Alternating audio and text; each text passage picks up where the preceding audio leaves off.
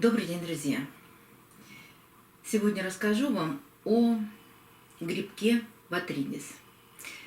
Если бываете в магазинах и видите орхидеи, они могут долго простоять в магазине или быть уценками. И вы этот грибок часто видите. Ну, по крайней мере, я вижу очень часто и стараюсь не покупать такие цветы. Как он проявляется? Я в прошлый раз показывала вам фотографии отдельных цветов. Вот этих двух цветков я срезала цветы, на которых был этот грибок. И сейчас с какой-нибудь стороны опять появятся эти фотографии. Именно этих отдельных цветов. Это мелкие, черненькие, зелененькие, смотря в какой стадии находится грибок, точки. Но это как бы первая стадия этого грибка. Смотрите, что я сделала. Я хочу вам рассказать личный свой опыт. 2 года назад я тоже купила фаленопсис, уценку, никаких точек при покупке не было, но потом они появились. Естественно, но как же в такой ситуации не прочитать массу информации об этом грибке?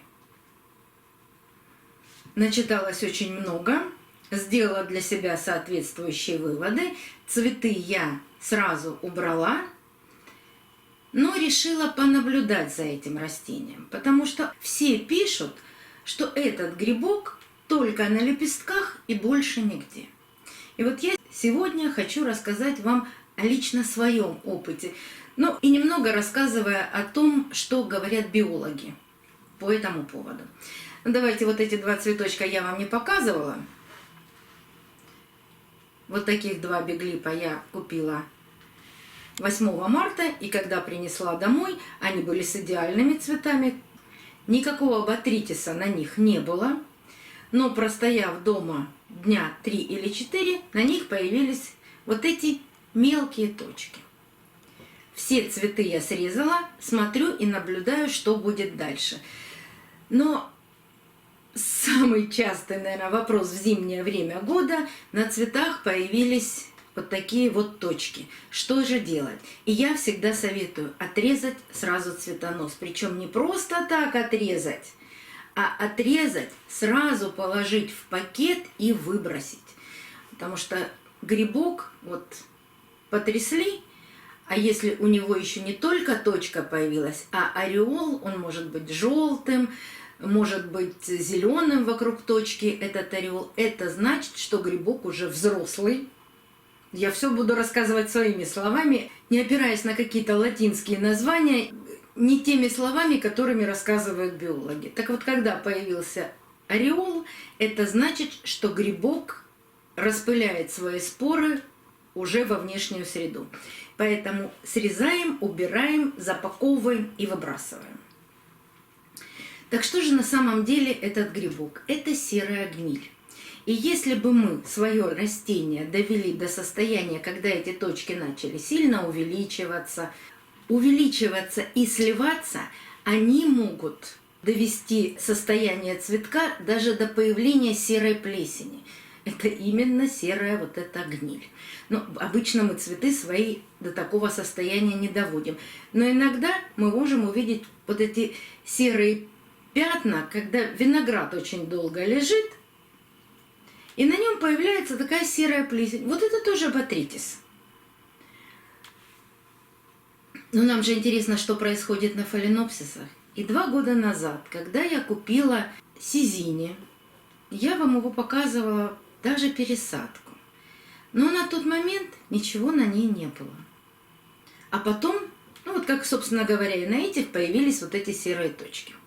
Думаю, ладно, все пишут, все рассказывают. И как под копирку, если открыть интернет, 10 статей как под копирку. Только на лепестках и больше нигде. Думаю, ладно, хорошо, только на лепестках и больше нигде. Срезала цветонос, убрала. Я, к сожалению, не помню на тот момент, но, конечно, таких слитых и огромных пятен не было. Но все равно. Был же грибок на орхидее? Был. Обработаю я на всякий случай каким-нибудь фунгицидом. Обработала и оставила ее отдельно, потому что это же грибок, он распространяется моментально. Поставила ее отдельно на подоконник, где у меня ничего кроме нее не стояло. Думаю, ладно, как же это будет происходить дальше? И за 2 года я с этим цветком, ну, я не провожу эксперимент, он просто растет и растет, растет и растет. И вот следующие листья, первые листья у него были идеальные, вот как у этих всех фаленопсис. Но следующие листья полезли корявые. И это не от гормонов. Он жив у меня до сих пор. Конечно, он подвергается периодически каким-то обработкам. Но сейчас я вам покажу, какие растут у него листья.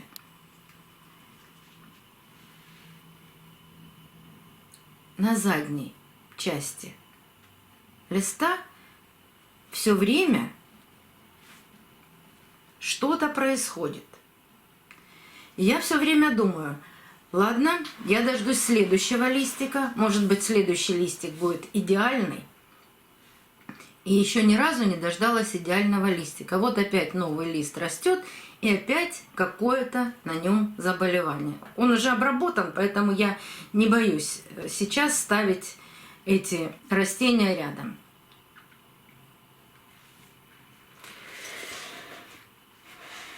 Я не берусь доказывать, что обязательно этот грибок переходит и на листья, но у биологов я прочла, что эта серая гниль может также поражать и стволы, и листья орхидеи. И бороться с этим грибком очень сложно. Все рекомендуют всего один препарат Топсин М. Но я такого препарата в своем городе не нашла. Заказать где-то, ну, тоже не смогла в тот момент, когда я обнаружила грибок на вот этом фаленопсисе. Сейчас, конечно, поищу еще раз, может быть и есть. И, конечно же, все рекомендуют фундазол. А вы знаете, какое у нас у всех отношение к фундазолу? Поэтому обрабатывала я этот цветок не фундазолом, не топсином, а обрабатывала только привикуром.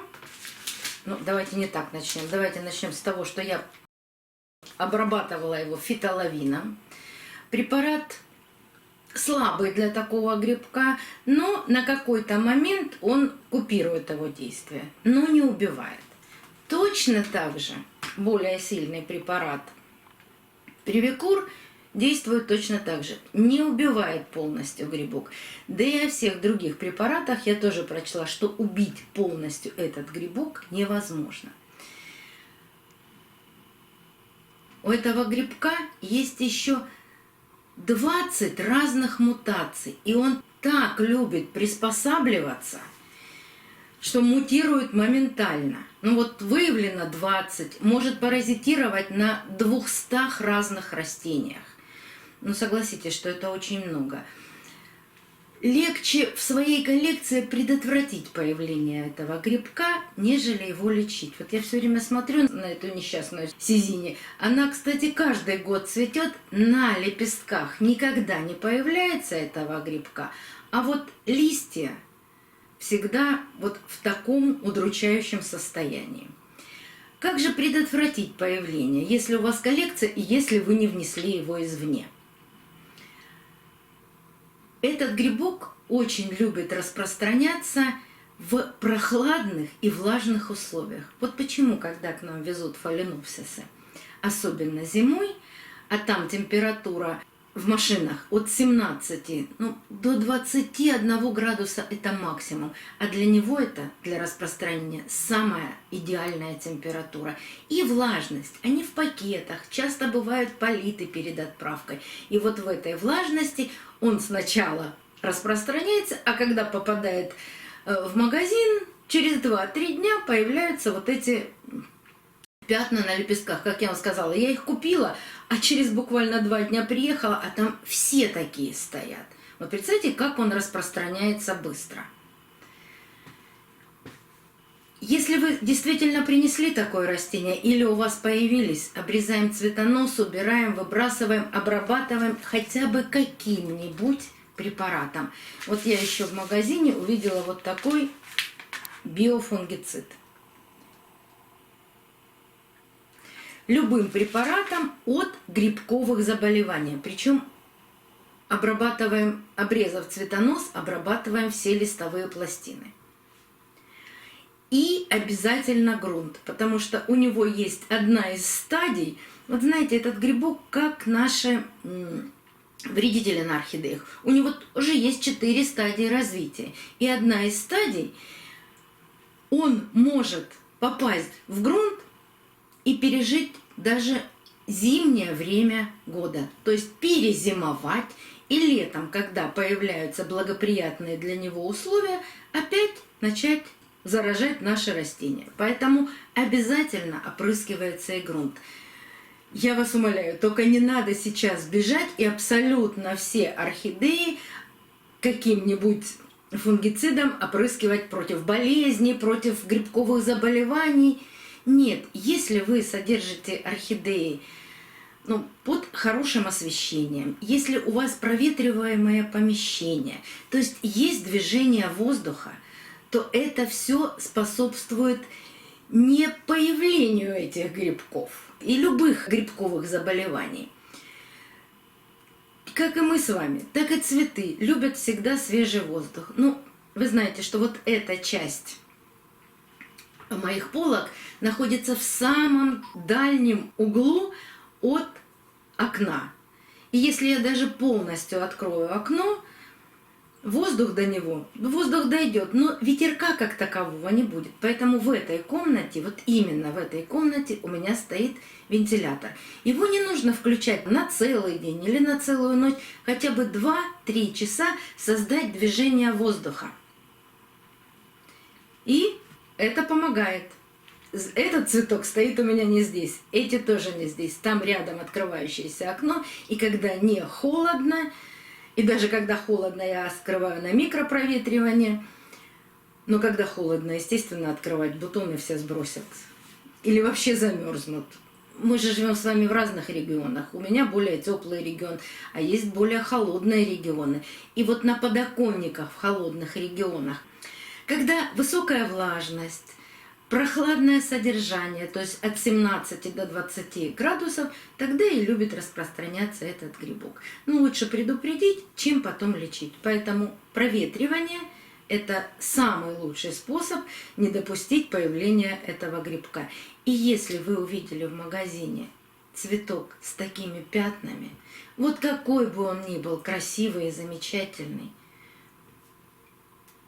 не приносите его домой. Можно заразить и всю коллекцию, и потом очень об этом пожалеть. Увидели с пятнами, пожалели, но не взяли себе домой. Даже если он стоит 100 рублей. Вот как я теперь мучаюсь. Теперь его все время лечу, а лечению как таковому он практически не поддается. И так как я все время держу под контролем этот цветок, обрабатываю какими-то препаратами, конечно, не каждый день, безусловно, то ни один мой фаленопсис не заразился ботритисом. Еще одна особенность этого грибка – он может питаться как живой тканью, так и мертвой тканью. Поэтому приспосабливаемость этого грибка, стопроцентная. Постарайтесь этот грибок не занести себе в коллекцию. Кстати, он очень часто бывает и на розах, на хризантемах и на других цветах. И если вам подарили букет роз, осмотрите его очень внимательно. Она хоть и срезанная роза, и не живая, но так как он приспосабливается и питается мертвой тканью, он может выжить и там, и опять же навредить вашим цветам. Будьте внимательны. И если вдруг заметили на своих цветах такие маленькие точки или полоски, потому что когда срастаются, уже получаются полоски, обрезаем, обрабатываем. Желательно отставить, конечно, в другое место, чтобы не заразилась остальная коллекция. И боремся. Боремся теми препаратами, которые у нас есть. Это должны быть фунгициды и препараты с антибиотиками. Конечно, рекомендуют фундазол, но он мало кому доступен. Но в европейских государствах это Бенлат, им все опрыскивают.